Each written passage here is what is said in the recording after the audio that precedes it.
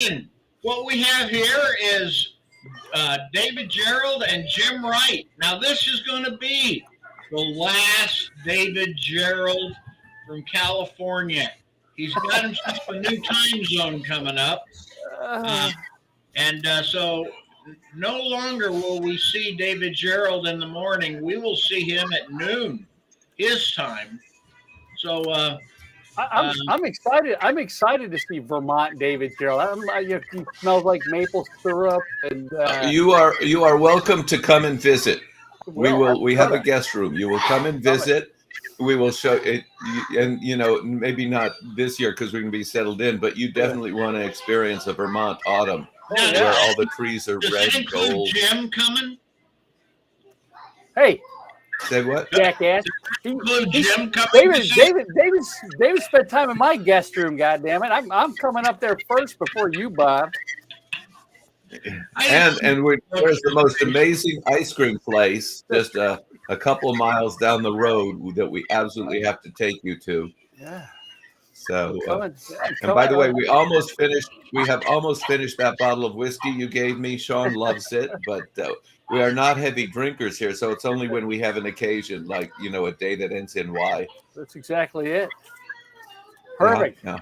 Well, congratulations on the new home. For those of you who don't know, David's moving to Vermont, and it's a little bit scary. Yeah. A little bit scary. You've lived in California for a very long time, haven't you? All my life. I mean, I have lived in other places, but I always come back to California. So, but Sean and I were talking last night about the adjustments we have to make, the things we have to learn. We were talking about mud season. We're looking at videos of mud season. They don't have spring in Vermont. Yeah.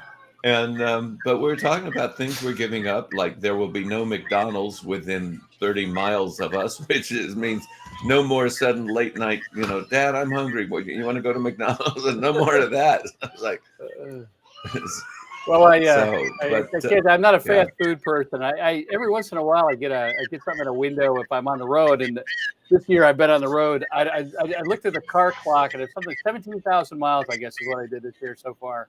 And which is what the car's telling me for maintenance.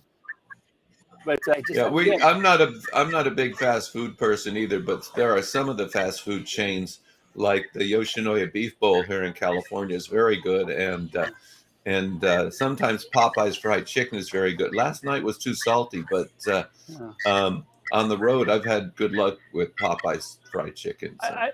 Yesterday actually I pulled into as I was telling Bob before we started here, I drove 1,000 miles, 61 miles or something from where I was yesterday to where I am today, and I can't look at fast food. I usually travel with a cooler full of vegetables and cheese sticks and that kind of thing. And yesterday I needed something. That's what we do.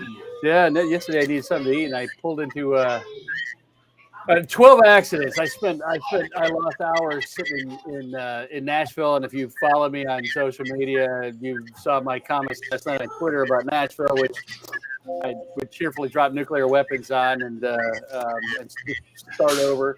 That also is true of Birmingham and whatever the hell is going on in Indianapolis. I can't even fathom. Is that construction? I can't wrap my head around what you really want to go. You want to go around Indianapolis. You want to go around. It's like for 5 years. 5 years, I-70. It's been, and there's that stretch just on the east side, which is like 20 miles of divided highway. It's like a single lane on each side, and if somebody at one end has a problem, you are stuck sitting there for hours. So I will go around Indianapolis. Even if I don't have to go anywhere near it, I'll go around it. we need a national law that limits the use of Jersey barriers to 1 mile and no more for the entire state. I'm not talking about like 1 mile and then another mile. I'm talking about 1 mile. That's all they can own for the whole state and no more. But after 16 hours on the road yesterday, I needed something to eat. So there was a huge accident in, I don't know, somewhere in the middle of Alabama. And I know that doesn't narrow it down because there's always a huge accident somewhere in Alabama. And so I pulled off the highway rather than sit behind 10 billion semis. And I thought, well, which one of these places am I going to try? And fortunately for me, there was a Publix there, and I'm not a huge fan of the family that owns Publix, but they got a great deli section, and so I wound up with a hot sandwich from Publix, which was a hell of a lot better than McDonald's nuggets or some damn thing. So, Well, the one good thing about that we do have is the Google Maps will warn you that there's an accident. Usually, warn you about an accident that's 7 hours ahead, right, but right. occasionally it'll warn you in time that you can take an alternate route. I usually travel on the Mini Cooper, which has got great mapping software, and it runs in live service, so it tells me. There's actually, unfortunately, when I drive through the middle of the country on 65, there's just no alternate route. There's no way around Birmingham, for example. You'd have to drive to Atlanta to get around Birmingham, and there's he shot in the background there.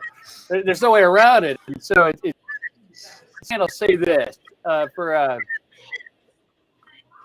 a country that does nothing but complain about how terrible things are right now, boy, there sure does seem to be a lot of jobs in construction. Because Joe Biden's building some goddamn highways and some bridges, because we're under construction from one end of this country to the other, which is something I didn't see during the previous administration. So I have to admit, someone said I was like hell yes, quit whatever the hell's left of that platform, and someone said to me, hey, every one of those Jersey barriers, every one of those barrels that you hate, that's Joe Biden building back our infrastructure.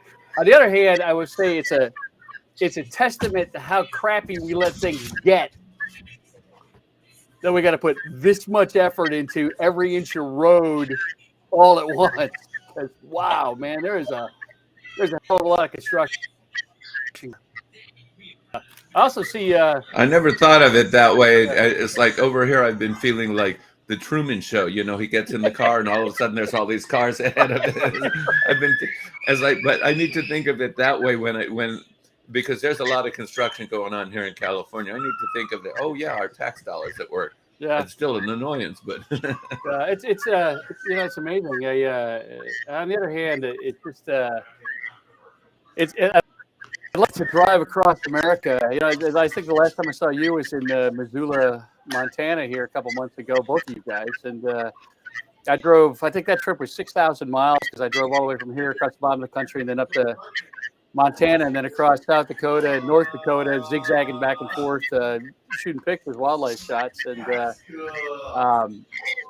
the upper section there were sections of the highway where you could literally do 20 miles maybe before you hit the next construction zone. But I think the furthest I went without seeing construction was about 5 miles.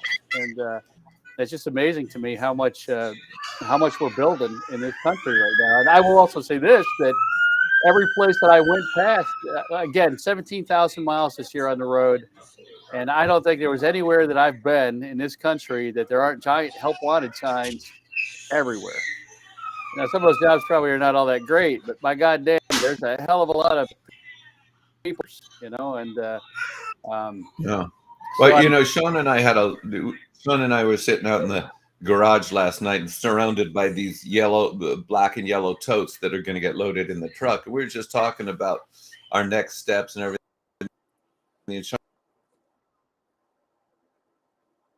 We lose David there? David kind of looked like he locked out. I'd lose somebody. Dad, this is probably going to be.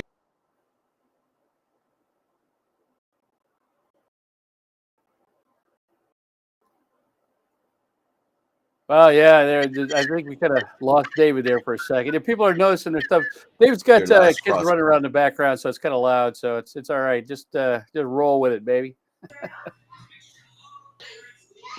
I froze up for a while. Did you guys hear me?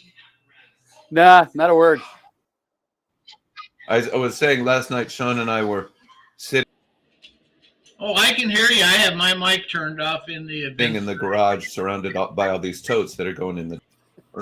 This would probably be my last cross-country drive. There's still a place I want to go. And I said, well, I can always take the train. I don't like airports and planes.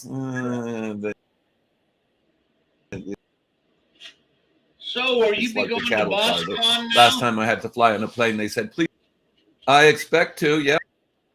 I'm looking forward to it.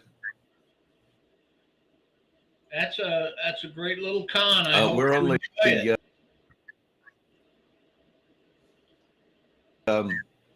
I have to figure out probably.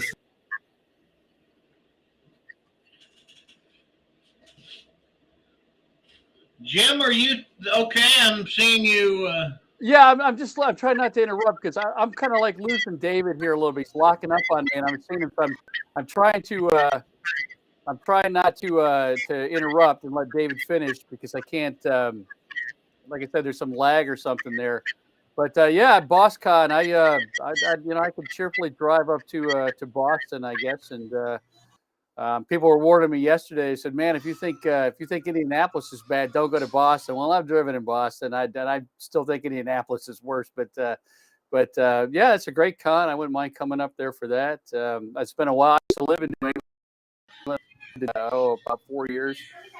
Remote Maine. There's two parts of Maine. There's South Maine and there's North Maine, and I lived in the northern part, and which is definitely the southern part of Maine is like an extension of Martha's Vineyard. I lived in the part that's moose and cranberries, so it's a little bit different. But yeah, I wouldn't. I got to get back. My wife and I were just talking. I wouldn't mind getting back to New England sometime soon. Not in the winter, summer.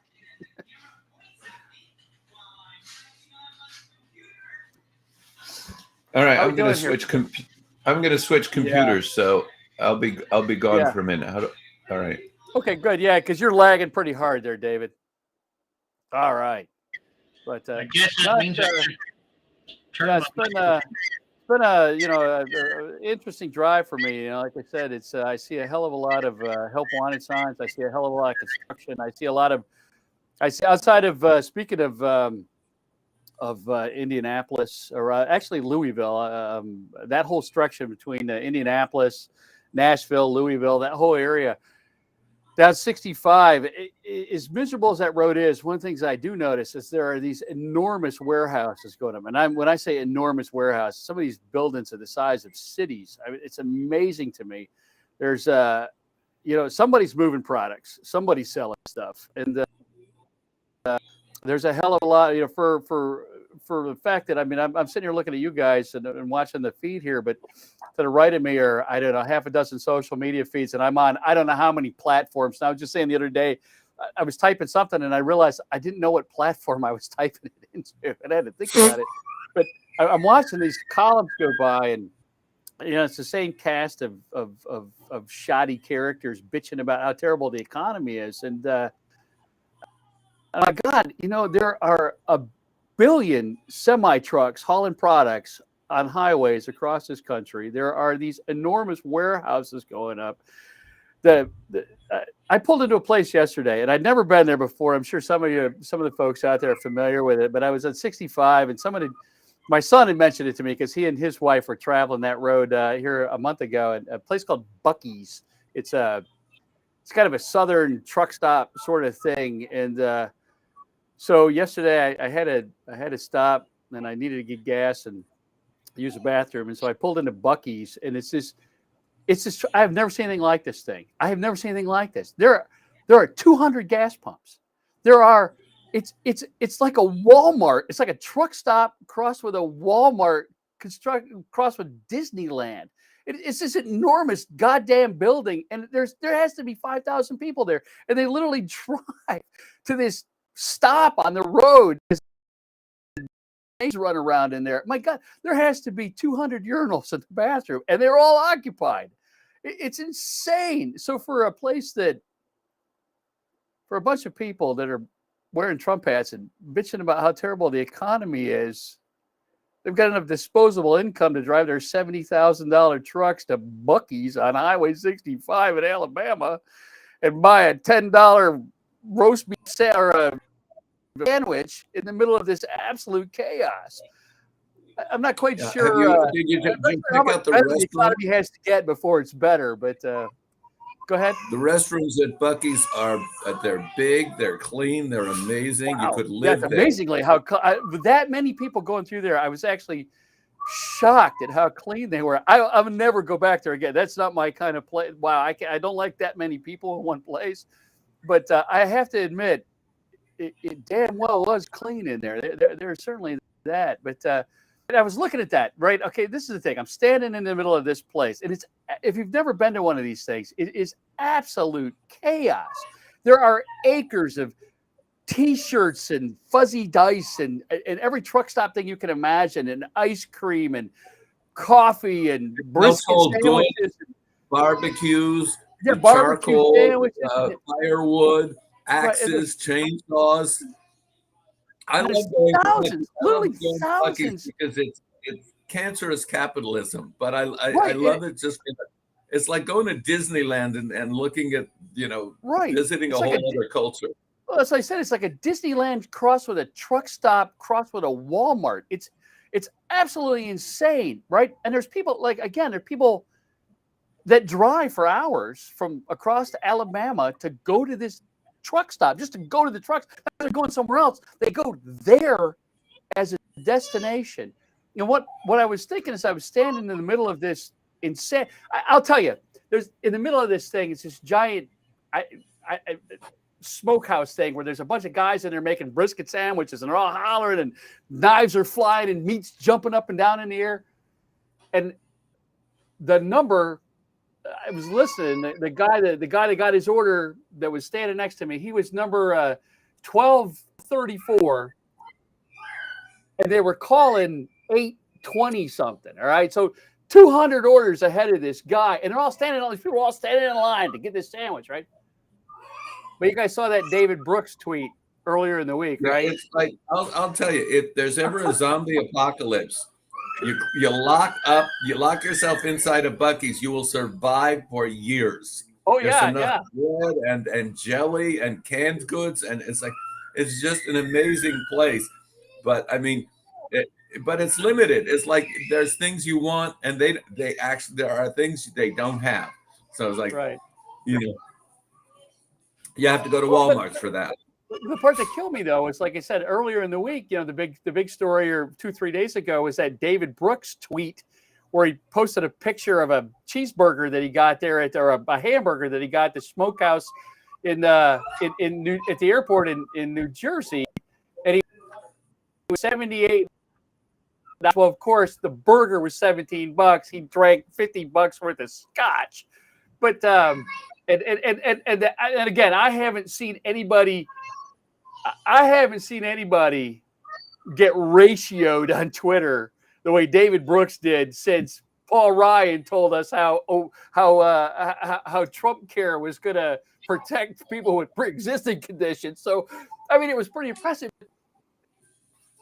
Economy of David Brooks, this famous conservative pundit for the New York Times, talking about how terrible the economy is, and I am standing in the middle of central Alabama, one of the poorest states in the union, and there's $270,000 trucks at the gas pumps outside, and Buc-ee's doesn't have the cheapest gas in town, let me tell you, and there's people inside like buying brisket sandwiches for $30.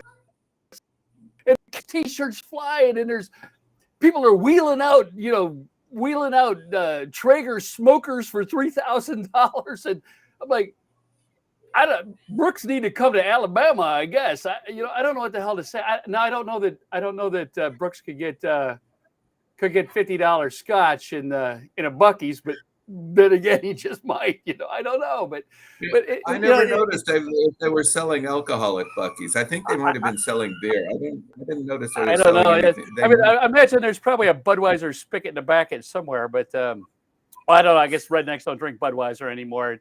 It's all gay and woke or something now. But I don't know what you're drinking. I saw somewhere there was American beer or something. American man beer or something. I was somewhere in Michigan, and there was like beer that was like red, white, and blue with this guy on it. Got him, God damn.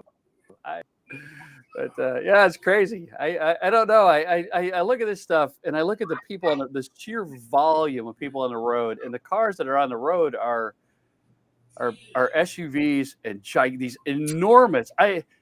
these enormous platinum edition, King Ranch, these monstrosity trucks that are $100,000.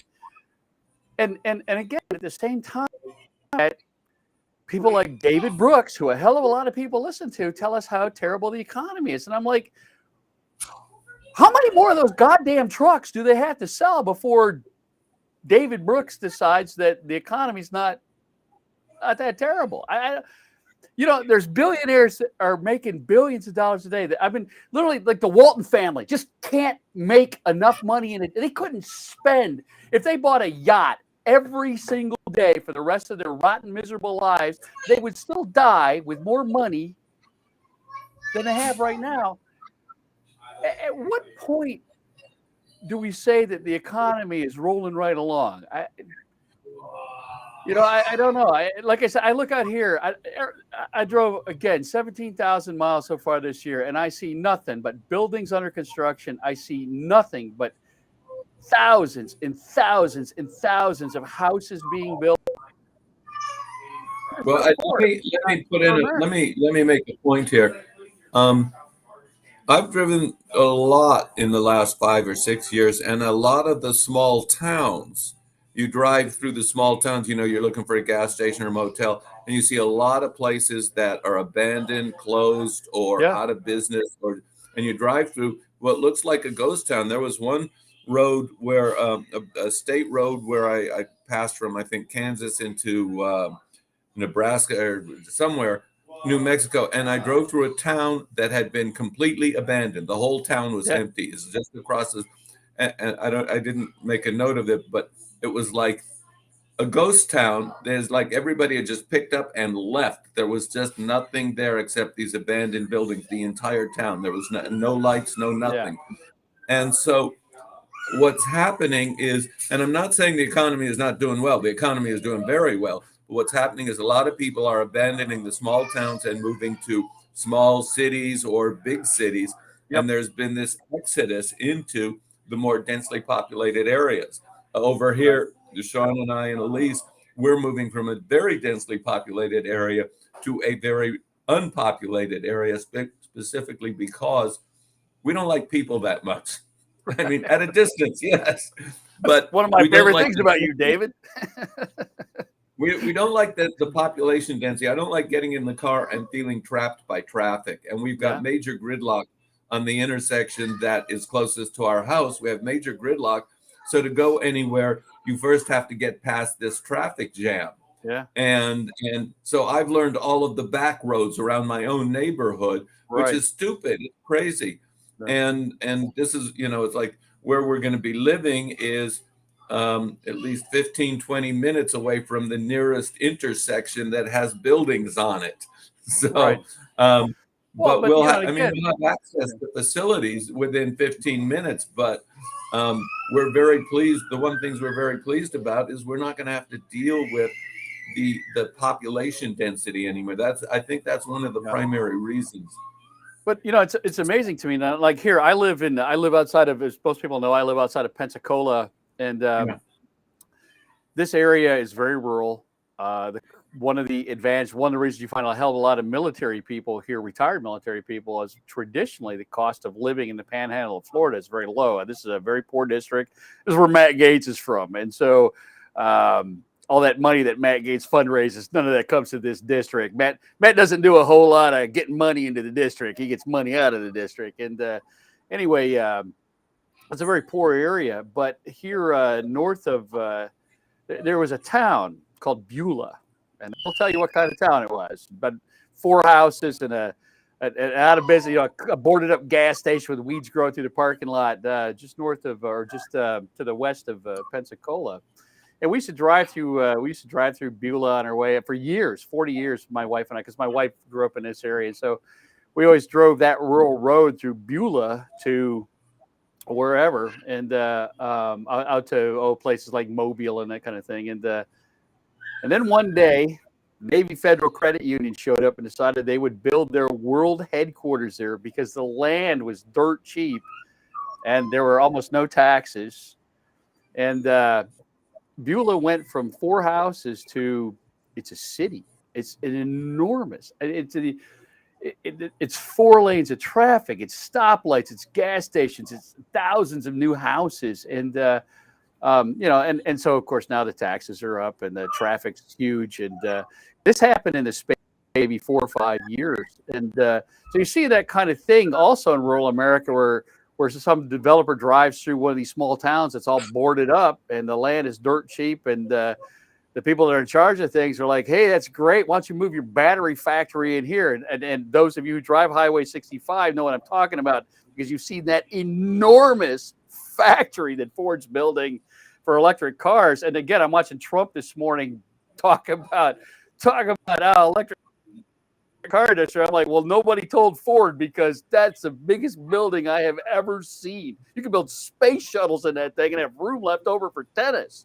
And but that's what's happened is, some of these guys roll through so many small towns, and next thing you know, it's an urban center, and the taxes are through the ceiling, and the that's the other thing I've observed driving cross country is the enormous number of industrial sections around a lot of towns, and so and it's not like little buildings. I mean, we're talking things that would make a strip mall die of envy. I mean humongous mall, not a strip mall, a big mall. I mean, warehouse, as you say, big enough to store a space shuttle in. And the other thing is there's these outlet malls where a bunch of stores will get together, and you'll see here's Old Navy and Gap and Bose and etc. And there will be this humongous capitalist feeding frenzy, which takes up acres and acres of land, humongous parking lots, and people will drive for hours to get to these outlet malls. There's one near Barstow. There's a couple halfway between here and San Francisco. There's one in halfway to Santa Barbara, and you go in, and it's like Disneyland without rides. It's all stores. Right. So and that's the thing. Once all that's in, once all that's in, the people that live there can't afford to live there anymore, and so it's always amazing to me. It's like when I first went out to California, the early days, and you know this, David, when you first went out to Silicon Valley in the early '80s and stuff. I mean, they were still farming Toronto peppers out there. The tech companies were built in the middle of cabbage fields, and you could, if you bought a house then, you're a billionaire now, because you can rent. Now you go out there, there's people that are, if you work there, no matter how much money you make working for Google or whatever massive tech company, unless you're the CEO, you can't afford to live there. It's hours away. I know folks that rent a chunk of somebody's floor in their den, and they're sleeping with 10 other people on the floor. They get up and use the bathroom in the morning, and they're out the door and on their way to work. They do this all week, and then they go home on a weekend. Yeah, we over here, I can't believe, our house needed some work in the kitchen, but we sold it as is for more than we expected. Right. And then the house we got in Vermont is, we know what it was built for in 2009. And we looked at it and said, if this house were in California, it'd be worth $2 million. In Vermont, it is nowhere near that. It's like, and we're thinking, oh my God, what a bargain we are getting on this house. And then we're hearing that but the house prices in Vermont went up during the pandemic, and people are saying, oh no, that's overinflated. It's like, yeah, for Vermont maybe, but for us, we're looking at it as an incredible bargain, because of the way real estate is depending on where you are, real estate prices are weird. When I did a speech in Nebraska a few years ago, I was looking at these beautiful 2-story mansions that fronted this beautiful plaza. And I asked someone, what do you think those houses are worth? Maybe 100,000, maybe 100. And the woman turned to me and said, there's no house in Beatrice, Nebraska that is worth that much money. You will not find a house here that is worth more than 100. That is worth even $100,000. Right. Well, yeah, it's Beatrice, Nebraska. It's a small town in the middle of nowhere, but the houses were classic Victorian style, whatever, or Right, they're Edwardian. beautiful But in the That's middle not of what I was. nowhere, yeah, you can get one for $90,000. Right. It used to be like that when I lived in Maine. I lived in very poor. I lived in Franklin County, which is very, very poor. And there were farmhouses there. My wife and I actually looked at property that I couldn't believe the prices. I mean, this enormous farmhouse that must have been, it had been built in the 1920s, but it had been refurbished. It had the biggest kitchen I've ever seen in my life outside of a commercial kitchen. And obviously, somebody had 12 kids, and they had this enormous, beautiful kitchen. And I think the place was $50,000 for a couple of acres, the big, some big outbuildings and that kind of thing. The problem with it is that if you didn't have a source of income from outside of that, you couldn't earn the money that you needed to buy that place and to pay for it.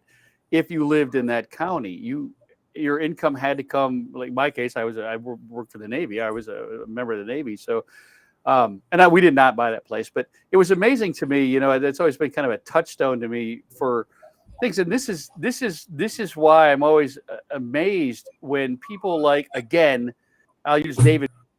He was, he managed himself in public this week, but a hell of a lot of people listen to David Brooks as if he was some authority simply because he's written for the New York Times for all these years. And when this guy says something like, hey man, I spent $78 on a sandwich and 4 high-end scotches in the New Jersey airport, and people are like, that's right, the economy's terrible. I'm like, first of all, that's the part that really chaps my ass. And Brooks is, but he's not stupid.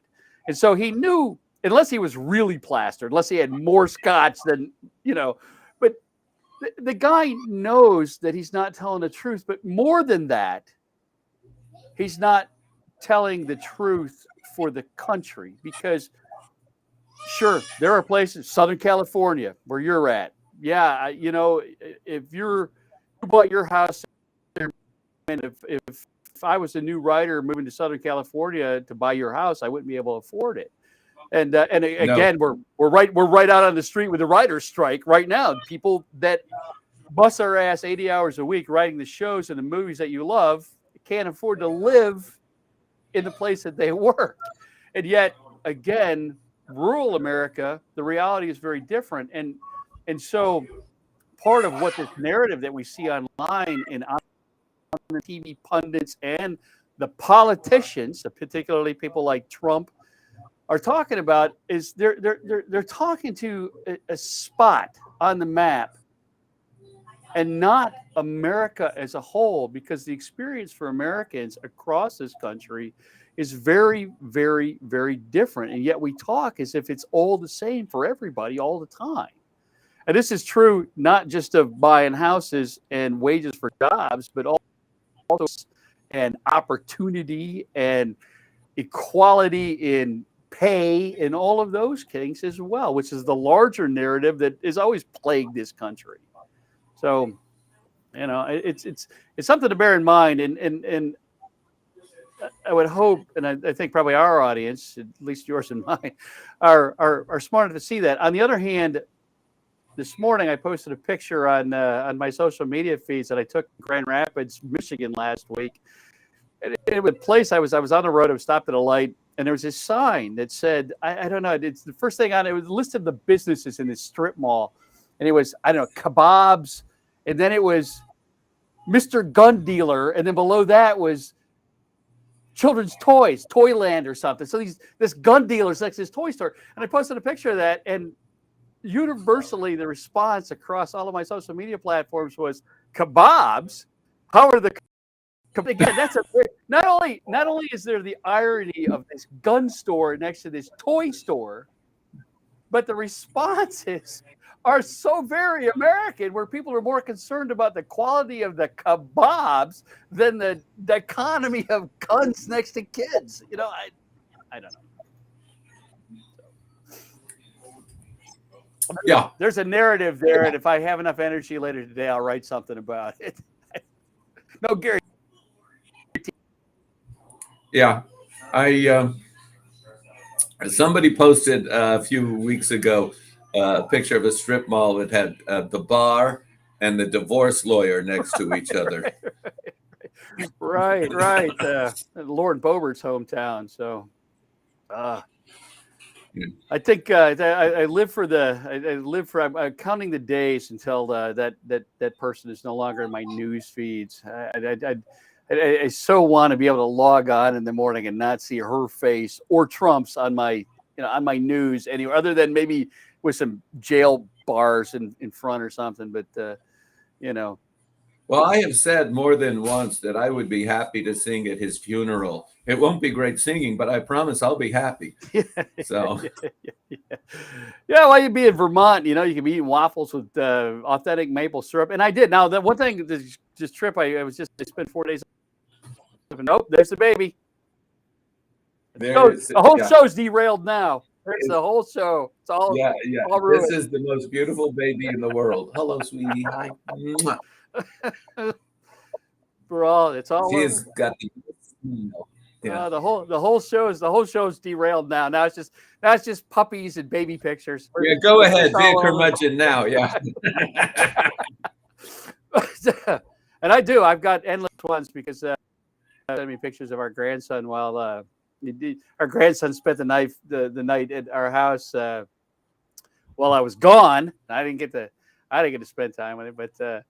So I could cheerfully just spend all day posting pictures of grandkids, and I think that's and I think there's also a narrative there, which is we spend a hell of a lot of time nowadays, especially social media, like anything else, tends to distill out the most horrible things, and tend to spend an hour terrible things all day. It's important to remember, and that's one of the reasons that I post the pictures that I do, because it's important to remember that those things are not the world, and they could be. Yeah, sure. If we don't pay attention and we don't vote and we don't show up and we don't do the work, they could be. But it's also important to remember why the hell we fight and why we push back and why we're out on a picket line and why we're doing these things, because there are things like that baby that was just there in the picture. And that's if you want to know what people say, why are you moving to Vermont? I show them the picture of the grandkids. Right. Because around here, the goal is to make sure that the kids have every opportunity that we can create for them. Exactly. That they have good lives. And that's what parenting is about. Right. That was, what I tried to do with Sean. I made my share of mistakes. I'm sure Sean will make their share of mistakes. But the goal is to leave the place a little bit better than you found it, or even a lot better. Exactly. And one of the ways you do that is you make sure your kids are taken care of. And one of the things Sean and I have talked about over and over is because of what he went through, our job is to break the cycle. Right. And we're very proud that we have broken the cycle of abuse that Sean would have been a part of if I hadn't adopted him. Right. And and that's that's the thing, though. Again, there's this, and again, you and I have very similar. Probably one of the reasons that we were instant friends the day that we met was because we have very similar outlooks when it comes to the future. And of course, I can't. My regard to the future is probably reading the stuff that you wrote about the future. So, I don't know. Anyway, there's some kind of feedback loop in there. But the thing about it is that again, yeah, exactly. My wife and I did all right, but we wanted our child to have our son to have a better start than we did, and we want our grandson to have it. And again, then that cycle perpetuates itself. But I live in a place where the pervasive attitude is don't get above your station. We don't want our children to get uppity, and that's the word that's used, to get above their station, to think they're more than they are, and that to do better than their parents, because that makes their parents and there's this endless. In fact, we were just talking about it. I was just watching Amanda Marcotte was writing about it this morning on social media about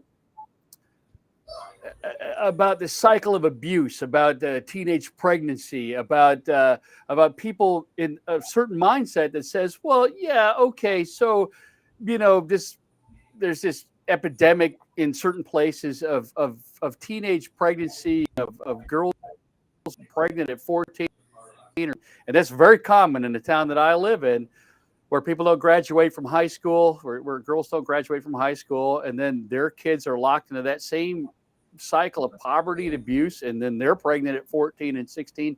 But there's an attitude, and this is what Marcotte was writing about.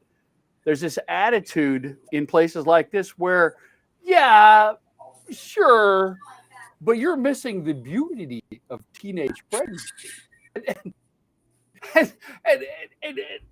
And that's the, again, there's this endless cycle where you don't get out. And that's exactly what you were talking about breaking that cycle and producing a better future for our kids, who will then produce a better future for theirs. I was just reading, somebody was talking about the other day. In fact, this happened. Those of you who follow me on social media probably saw this happen. And again, on Twitter, which is like basically distilled down to all the worst elements of social media now. But someone had made a comment, a prominent politician had made a comment about on 9/11 about how the greatest generation stormed the beaches of Normandy, and you couldn't possibly get this generation to do that. And I said, that's bullshit. This generation has been stepping up for 20 years. Draft these guys, this generation, men and women, who signed up after 9/11 and for the last 20 years have fought in America's wars, as ill-conceived as they were. Some of them have gone back 5, 6, 7, 8 times. We've handed out medals of honor and Bronze Stars and Purple Hearts, and 8,000 of these kids came home in boxes, and still they went back. And at my comment online, and I received endless hate mail, and I keep copies of all of it, where they said, no, this is not true. This whole generation is out of shape. They're flabby. They're all fat. They all play video games. None of them would storm the beaches of Normandy. I'm like, first of all, Sparky, I'm looking at your profile, and I don't know where you get off talking about somebody else's fitness, but be that as it may, this pervasive attitude in America that our children are garbage, that our children are trash. It's this generation. I'm like, well, aren't you the people that raised them? Oh, that's good. Aren't they your children? Because I don't know about you, but my son is 26 years old. He's a father. He's been married for several years, and he's an amazing guy.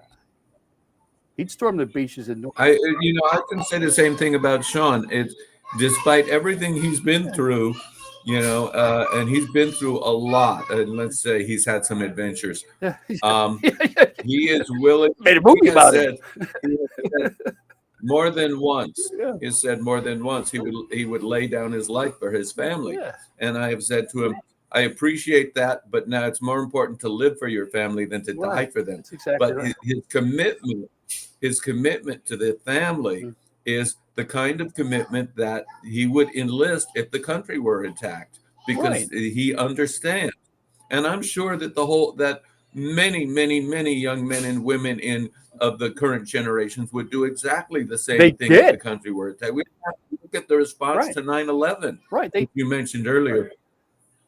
Yeah, they did. Yeah. But our job as the people nominally in charge of this world is to create a world where they don't have to lay down their lives, have to sacrifice themselves for a better future. That was the whole damn point, Let me make this point, which I think you'll appreciate, is ever since the atomic bomb, the death toll for wars has decreased exponentially, so that with Vietnam was 50,000, by the time we got to go for it was 5,000. It's because technology is making it possible to fight wars without casualties. We're still fighting wars, but we're not sending 50,000 young men and women to die anymore. Right. Well, the side of that though, and while I agree with what you said, as someone who has been to war myself, I will say to you that one of the problems with that is that war becomes a video game for a lot of people. We fought this last war, 2 wars, for 20 years, 22 years, we killed anywhere from 250,000 to 500,000 people on the other side that never did a goddamn thing to us. And I was there. So, you know, you can send me all the comments you want to, but I was there. And the bottom line is that for most Americans, that war didn't touch their lives in any way, shape, or form. Didn't make any difference. They didn't have to think about it. Well, unlike Vietnam, it wasn't on our TV sets every night. They didn't know anybody. Vietnam, everybody knew somebody who went. World War II, everybody had somebody who went. Everybody. In this last war, 20 years, this war's lasted longer than any war this country has fought, with perhaps the exception of the, and I am loath to use this word, the Indian Wars, but it didn't touch a lot of Americans. It didn't have any impact on their lives. They didn't have to sacrifice. Women didn't have to do without nylons, and men didn't have to do without spare tires, and your children were not collecting tin cans and metal to build the airplanes of freedom. There wasn't any of that. For most Americans, war was just this thing that kind of happened in the background somewhere, and we made a lot of money on it. I mean, if you had stock in Halliburton, you know, you made a shitload of money over the last 20 years. That lost people. There are 8,000 markers in small towns across this country of little war memorials that never existed before, but now every little town's got a war memorial. And there's a handful of people that buried somebody that they knew, and the rest of the world never saw it. Those boxes. I've seen those war memorials in almost every town. Those boxes, those metal coffins. You take a walk down Main Street to the local park, and somewhere with a gazebo, there's a little plaque or whatever, and there's a list of the people from the town who died in Vietnam or World War II, or depending on how they decided to run the plaque. Well, there's a like I said, I was just in small town Michigan. There's a memorial there with my name on it, of people that went from, that were from that area, with my name and my brother and my dad, and served from that. Again, the boxes from this war, they came home. Those metal coffins, they came home to Dover Air Force Base, and we hid them away. Those were not on the news, and they came home, and then those boxes went on an airplane, and they went home to their families, and there wasn't any news. We didn't want people to see that side. The military changed its policy after Vietnam, because one of the reasons for the opposition to the Vietnam War was you would turn on the 6 o'clock news, and there would be Walter Cronkite, and instead of hearing about the new road, or whatever, here's all of it live and in color from Vietnam, the casualties and the war reports every night. And the military realized, the Pentagon realized, this is one of the things that's defeating us. So now they control the news out of every war much more carefully. And that's why you don't see the boxes coming home. Right. Because they don't want the anti-war movement to gain steam again. Well, I'd say I wrote about things for going on, but when we left for war, there were people cheering, thousands and thousands, flags waving, fireworks, and we sailed out of the harbor. When we came back, there wasn't a fucking soul other than maybe our families, and excuse my language, but and that's the thing. We sent soldiers off to this war with great fanfare, but there wasn't anybody there to welcome them home. And I'm not talking about not getting a parade or that kind of stuff. I'm talking about the soldiers who gives in defense of this. When I say soldiers, I mean soldiers and airmen and Marines and sailors, all of them, guardsmen. They came home in those boxes to Dover Air Force Base in the dark of night, hidden away from America. And that is a fucking outrage. They should have been on the news every day. America should have known what this was. But what about it? They talk about blood and treasure, like we're a bunch of pirates or buccaneers or some shit. Blood and treasure. What shit is that? What it cost was another goddamn generation of 20-year-olds. And 8,000 of them this time instead of 58,000 of them. I don't know. I guess that's an improvement. The problem with it is that as war becomes more mechanized, more automated, more electronic, and it requires less and less sacrifice from the average citizen, then it becomes more desirable. And you see that impact on our society now, because this is why stolen valor is a thing, because thank you for your service. Every goddamn, and people want that. They want to be thanked for their service, even if they didn't serve, because you're special. You're getting something. Remember, this is a country where if people of color get equality, people who have all those rights to begin with now feel diminished. So now when you put soldiers up on a pedestal, then people look at that and say, well, I want that too. I want to feel special. And so you see things like stolen valor, but what you also see are the impacts on society that are happening all around you that unless you're looking for them, you don't see them. And I'm talking about all of a sudden, every 20-year-old male in this country is wearing a big man beard after that movie about the all the SEALs wearing beards. Like in reality, SEALs don't wear beards all day, okay, unless they've been 30 days in the goddamn bush, okay? But in America, everybody's got a beard now, a man beard, like they're going to be shooting terrorists in Iraq, right? And all the trucks are this. You notice that all the cars over the last couple of years have become like this olive drab color, these subdued military colors, big tires, military looking, black trim, not chrome, black trim. They look like they're militarized machines. You see that effect coming in? A lot of camouflage, a lot of flags, a lot of tactical glasses and tactical. A lot of you go to any sporting goods store or even Walmart or Target, and they're selling camo pants and all kinds of military themed clothing too. Is how fashion so if you want to play cowboy, those days are over. Now you have to play soldier. Well, again, this is how fat. Yeah, urban assault toys. Somebody said, John Boudet said urban assault toys, and that's a true statement. But what you're seeing is the militarization of society. Look at the police forces. You never see Barney Fife standing in a corner talking to children nowadays.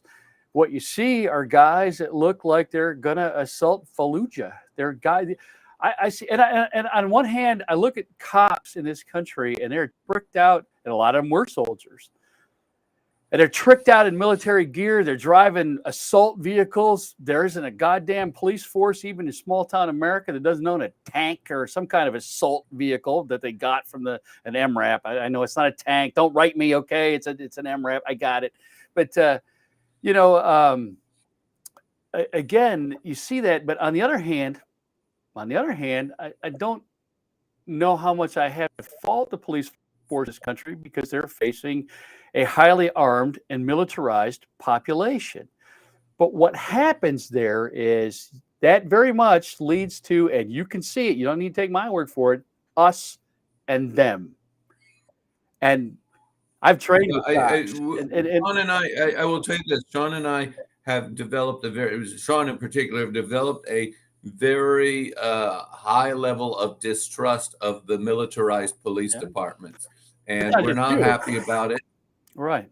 It's kind of like, the next step is a police state, right? And well, you are in that, and that's one of the reasons why we don't want to live in a big city. We don't want to live within a militarized police. But again, and in fact, this morning I'm looking at of course, the big breaking news story this morning is the communications between the Secret Service and the Oath Keepers. And one of the things that I saw was, they got the names, so you don't know which member of the Secret Service was writing to the Oath Keepers. And but the guy's explaining Oath Keepers to other members of the Secret Service, and he's talking about how the Oath Keepers are former law enforcement and military. And I'm like, well, hang on a minute. What you're missing is they were the shitty members of the cops and the military, and they were the goobs that we threw out, or the founder, Stuart Rose, this guy shot his own eye out, for Christ's sake. These were not. These were the people that, again, I know some of these folks, all right? And these are guys that you served with. They did four years in the military, or 3, and then they found some way to get the early out program or some shit. And the entire time they were malingerers. They were the guys that didn't carry their weight. They were the goddamn problem children. Hey, fuck the military. The big thing in the Navy is fuck the Navy, FTN, right? They could wait to get the hell out. And I'm going to smoke a doobie. That's the first thing I'm going to do when I get out, or whatever the word for it is. Smoke some weed and get high. I got to screw the Navy. And then you see them. 10 years later, you run into them somewhere, and they got Navy hat on, and they got military stuff on, and I'm a veteran. I was in the like, really? Because you hated the military when you were in the military. You were a horrible member of the military, did nothing but everybody else had to do your goddamn job. But you see these guys 10 years later, man, and they all got a hat on, and they got a shirt, and they got stickers on their car, and they're at the VFW every damn day talking about what they did. They won the whole damn war by themselves. These are the guys that show up for the Oath Keepers, all right? And the thing about, yeah, right, and now I'll get death threats for that. But the thing about it is, again, we live in a society that rewards that. Thank you for your service. Thank you for your service. This one fact, I remember that guy, and this has been a couple of years, you probably don't remember because there's so much crap, and I don't remember because I wrote about it, but this guy was like, everybody's in the military is a hero. Well, yeah, not so much, okay? Yeah. There's plenty of heroes, don't get me wrong, and I served with some amazing people that I will respect my whole life and that I highly admired. But there's a significant fraction of shitheads too, and not everybody's a hero, man. And the problem with heroism in America, we put everybody on a pedestal. Heroes don't need healthcare. Heroes don't need reprogramming. Heroes don't get PTSD. Heroes don't need help buying a house. That's bull. Heroes, you and I both know it. It's crap. Yeah. Let me interrupt you. For a friend of mine, really talented man, he's got no real income. He worked as a teacher for 45 years, and he doesn't have enough of a pension to live on. Right. And he's been given a place to live by somebody who can barely afford to give him a room. Right. Right. And the water heater went in. So he had to run a GoFundMe, and some person of less than normal intelligence attacked him for running a GoFundMe. Well, you should do this and you should do that. You don't need a GoFundMe, and the landlord should be responsible, and blah, blah, blah. And it's like, asking for help is not a sign of weakness. It's a sign of strength. It's a willingness to be contributed to. And I'll share this story tonight when I do my Zoom hangout. But I was in a program one time, and a bunch of us went out to dinner. And one of the other people in the program had been homeless, but now he was the president of a very successful company. And he insisted on picking up the check for like 12 of us. And some people started, oh, no. And somebody, and I pointed out, no, he needs to do this to show that he can now contribute to others. And our gift to him is to let him contribute, because that acknowledges that he has strength and power again. Right. And sometimes we have to let people contribute to us as a generous act. Right. And then when it's our turn, we contribute to others when we can. Pay it forward. And there are people who see asking for help as weakness are idiots, because it's really, asking for help is to be vulnerable. And most people think they don't have to be vulnerable, but we do. If we don't allow ourselves to be vulnerable, we are not allowing ourselves to connect to other people. But again, David, that is part of this mentality in America nowadays. Yeah. I call it the truck nuts of America, man. It's and those of you who follow me see me use that word a lot. This faux manhood, this real men don't require help, and we don't need the government, and we don't need this, and we don't need that. And I'm like, you're so full of shit, man. Yeah. The thing is, and again, I'm not talking about everybody being dependent on the government, but 320 million people can't live together in a country without decent government. And this is part of the problem. You have Republicans telling you how terrible the government is. We got to destroy the government. And you have Democrats playing catch up, and they're always in defensive mode, at least at the moment, and then 20 years from now, those roles may swap as they have in the past. But what's important is that what you don't see narrative wise is what I commonly, those of you who follow me know, you see this phrase from me all the time. You want a better nation, you have to be a better citizen. But if you want better government, you have to be a better governor. And that's the problem with this country is we only talk about government is terrible. We never talk about good government. And again, there are 8 billion people on this every day, and we're going to be at 13 or 14 billion here pretty soon. All of those people can't live together without some form of decent government. And what we should be talking about in America is good government. And this is the thing. You watch the news every day and you see 1,000 things that good government should be doing, from building roads and bridges to all of those stuff. I don't have to repeat it. We're running out of time, all those things, but you don't see government doing that. What you see are the people that you elected telling you who should use what bathroom. We need folks that are less concerned. We need people running government. I'll tell you, in 2020, the Republican Party didn't even have a platform. They just endorsed Trump, right? As he didn't want a platform, and it's got worse since then. Yeah.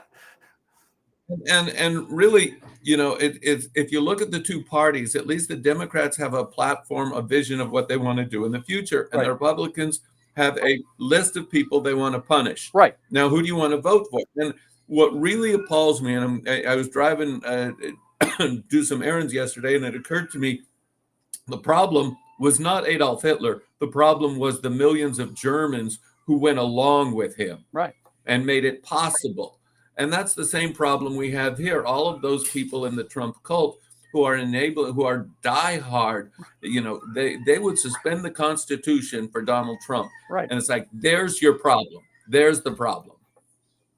Yeah, so I don't know what to add to that, because I don't have. I've read about this before. I wrote, again, it's Heaven's Gate on a national scale. You guys remember Heaven's Gate was that suicidal cult? Yeah, Jim Jones again. Well, it was it was a guy named Martin Applewhite who. This is a guy. If you ever saw this guy, he's this creepy little weirdo who, somewhere in the process, he'd gone down to Mexico and had himself castrated so that that wouldn't be a distraction for him. And so the part is not the fact that Marty was a lunatic. The fact was that 40-something people all thought he was the Messiah. And this is here you're sitting in a park on a park bench feeding the pigeons or whatever the hell it is you do when you're not annoying me online. And this creepy little weirdo shows up and he's down on the bench.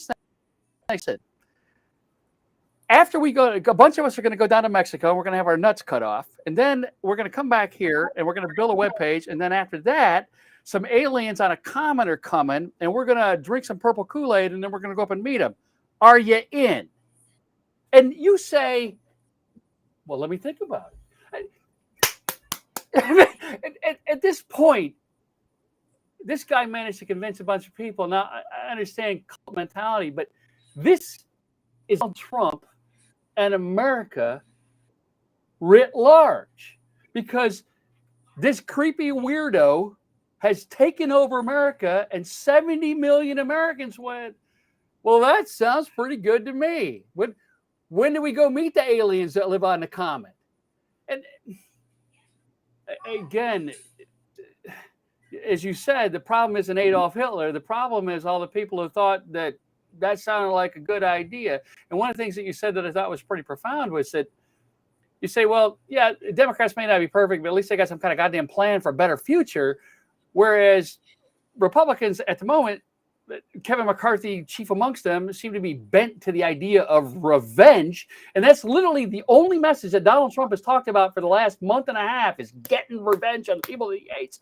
And 70 million people said, that's good enough for us. We just want revenge on the people that we hate. We don't give a roads or clean water coming out of our taps or a better future for our kids. Fuck it. We just want to get the people that we don't like.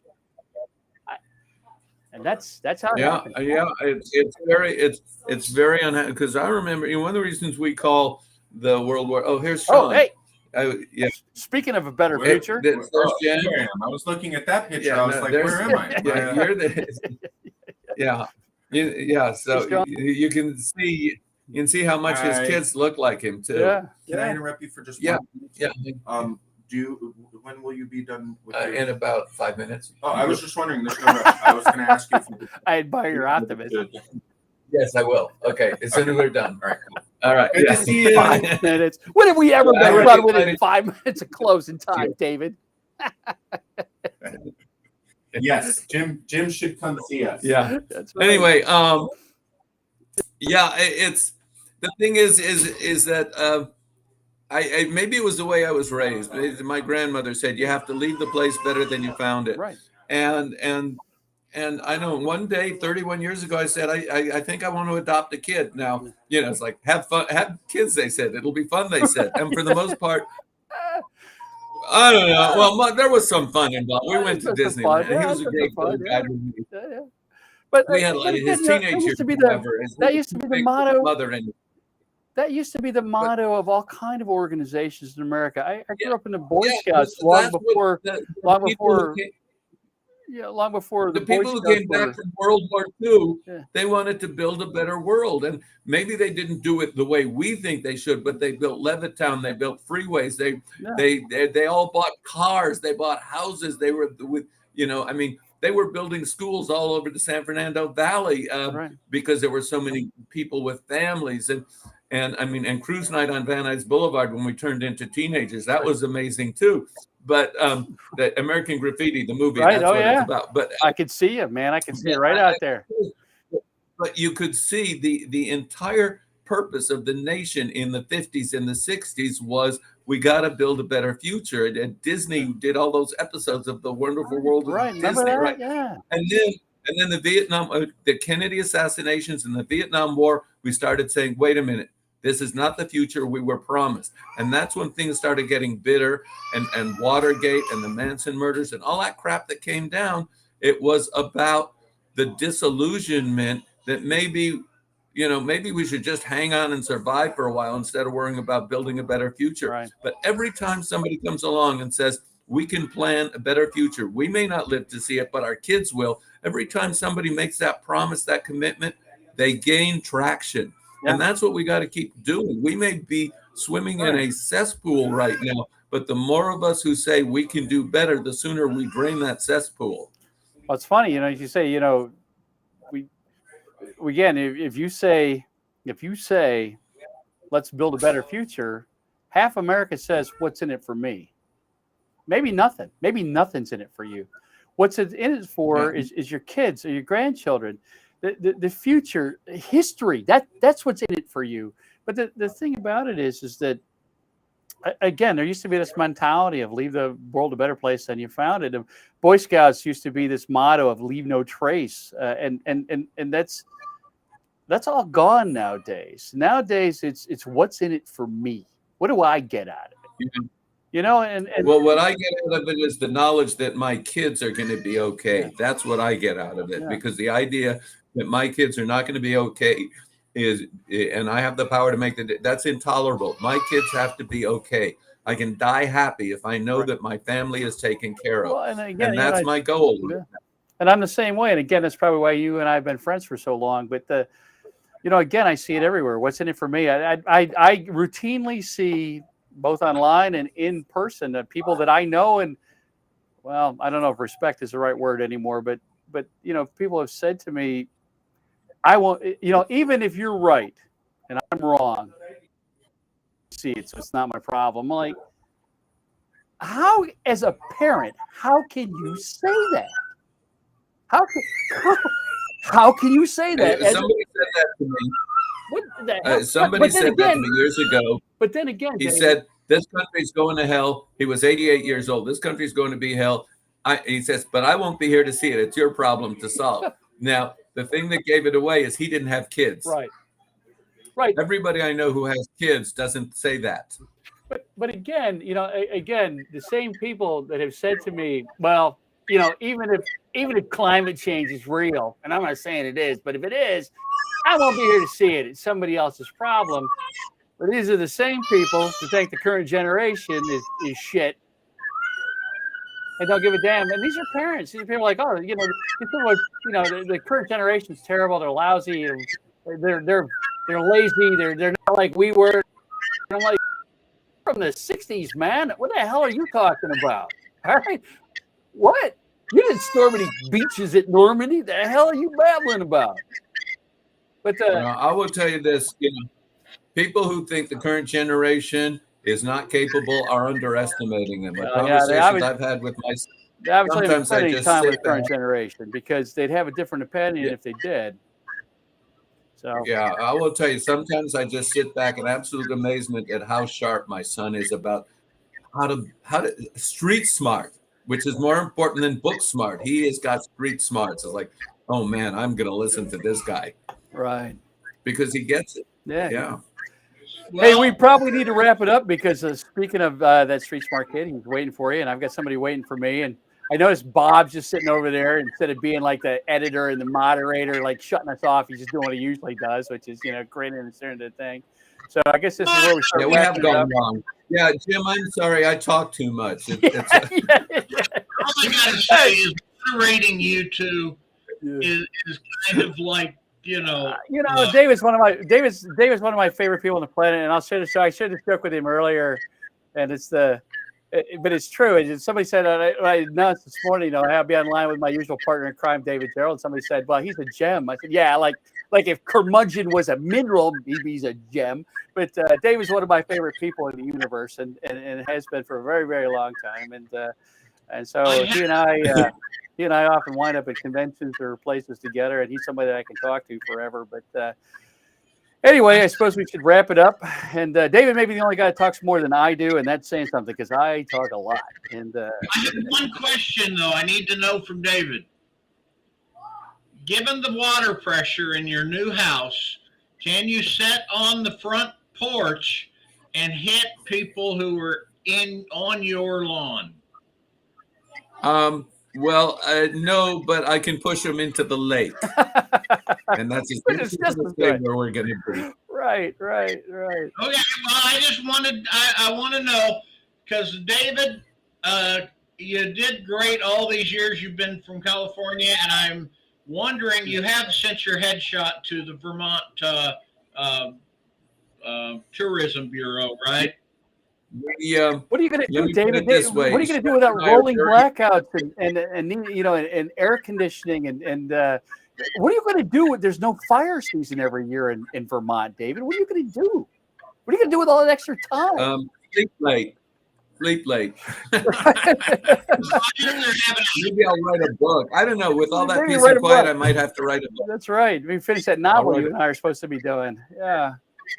All right, let me wrap it up here. I've got for those that were asking, I will have a huge pen and art sale this week. I'm trying to get it uploaded now. A number of folks were asking about some of the pictures that I've shot over the last couple of weeks. Somebody was asking about pelicans. Yes, I'm trying to upload all that stuff now. It's an enormous amount of bandwidth, but I'm working on it. And see you around. Thanks, and I'm going to do an ebook sale. I'm going to do an ebook sale this weekend so that we can pay for that last part of our move. Yeah, awesome. Well, guys, take care, and thank you much for being here, and enjoy. And bye, David.